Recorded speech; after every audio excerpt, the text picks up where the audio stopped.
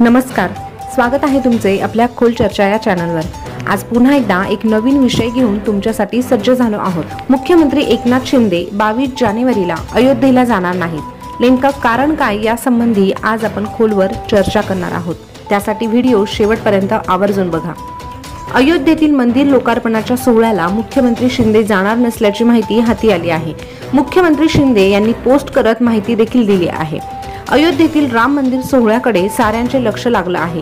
या सोहळ्यासाठी देशभरातील हजारो प्रतिष्ठित व्यक्तींना निमंत्रण मिळालं आहे।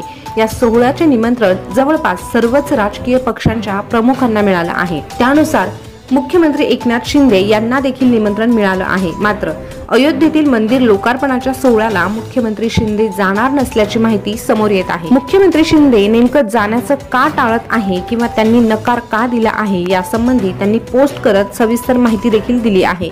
आता त्या माहिती संबंधी आपण चर्चा करूया। एकनाथ शिंदेंचं ट्विट काय आहे ते बघूया। ते म्हणतात, अयोध्येमध्ये सोमवारी श्री प्रभू रामचंद्र यांच्या मूर्तीची प्राणप्रतिष्ठा होत आहे। या ऐतिहासिक आणि नेत्रदीपक सोहळ्याचे आम्हाला निमंत्रण आहेच।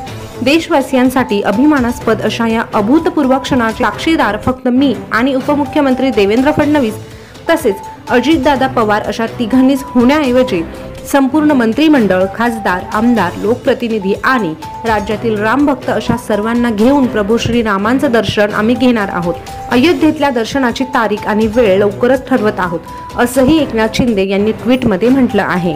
या ट्विटमधून आपल्याला एकच गोष्ट निदर्शनास येते की त्यांचा न जाण्यामागचं वेगळं काहीही कारण नाही। त्यांचा एक फक्त निस्वार्थी हेतू असा आहे की फक्त स्वतः जाण्याऐवजी इतर जे मंत्रिमंडळ आहे त्यांनी देखील श्रीरामांच्या दर्शनाचा लाभ घ्यावा। त्यामुळे त्यांची जाण्याची जी तारीख आहे ती लवकरच आपल्या समोर येणार आहे।